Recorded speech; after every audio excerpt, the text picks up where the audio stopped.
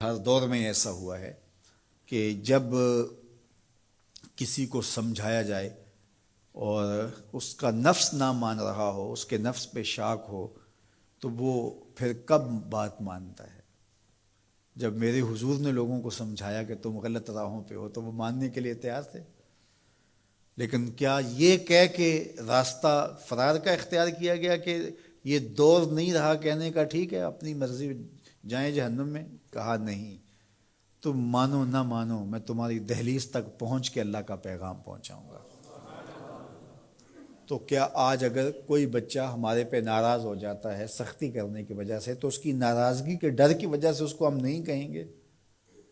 تو ایسا نہیں ہوتا۔ وقتی طور پہ اگر اس کو سمجھ نہیں بھی آ رہی، لیکن ایک وقت آئے گا وہ سمجھے گا کہ میرا خیر خواہ یہ تھا۔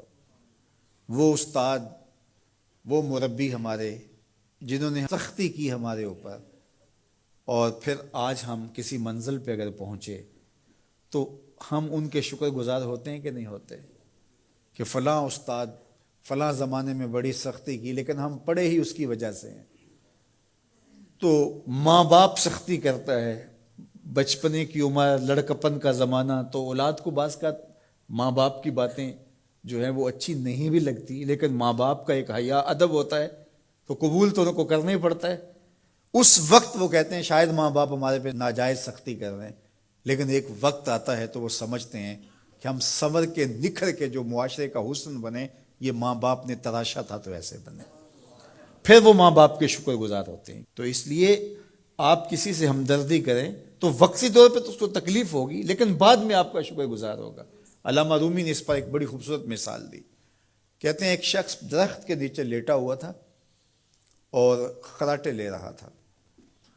ایک چھوٹا سا سانپ آیا اور اس کے منہ کے اندر گھس گیا، اور ایک شخص گزر رہا تھا، اس نے دیکھ لیا۔ وہ بڑا پریشان ہوا کہ اگر میں نے اس کو بیدار کر کے کہا کہ تیرے اندر سانپ گھس گیا ہے تو یہ خوف سے مر جائے گا، اب کیا کروں؟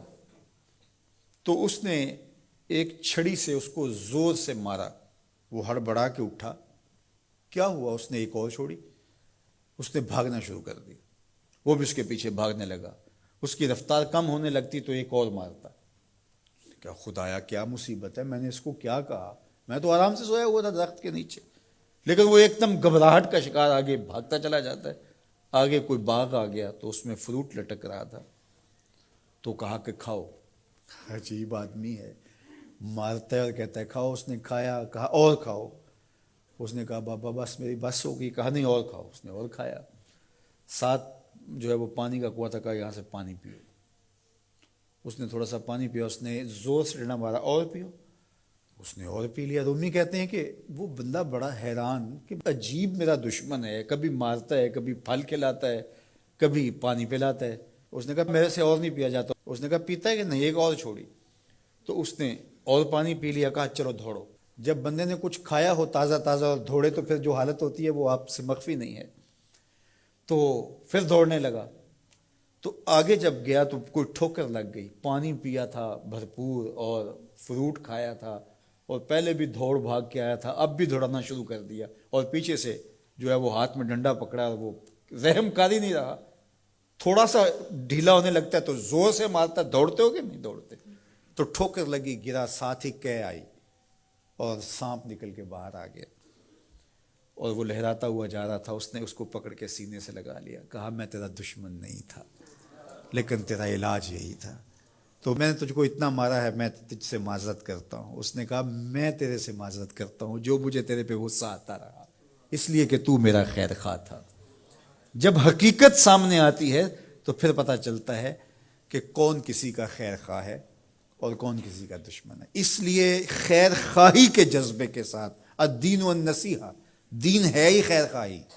تو خیر خواہی کبھی اس طرح ہوتی ہے کہ آپ کسی کی خیر خواہی کر رہے ہوتے ہیں، اسے لگ رہا ہوتا ہے کہ یہ میری خیر خواہی کر رہے ہیں، اور وہ آپ کو اس وقت ہی شکر گزار ہوتا ہے۔ اور کبھی ایسا ہوتا ہے آپ اس کی خیر خواہی کر رہے ہوتے ہیں، اس کو نہیں لگ رہا ہوتا کہ یہ میری خیر خواہی کر رہا ہے، اس کو غصہ آ رہا ہوتا ہے، لیکن جب اس کو بعد میں سمجھ آتی ہے کہ اس نے میری خیر خواہی کی ہے تو پھر وہ آپ کا شکر گزار ہوتا ہے۔ اور کبھی ایسا ہوتا ہے اس کو بعد میں بھی نہیں پتہ چلتا اس نے میری خیر خواہی کی ہے، لیکن تمہارا رب جانتا ہے، وہ اگر رائی کے دانے کے برابر بھی نیکی ہو اور وہ کسی پہاڑ میں بھی ہو تمہارا رب اس کو بھی لے آئے گا۔ اس لیے لوگوں کے ساتھ حسن سلوک کرو اور نیکی کا حکم دو، لوگوں کی بہتری کا سوچو، تو اس سے تمہارا رب تم سے راضی ہوگا۔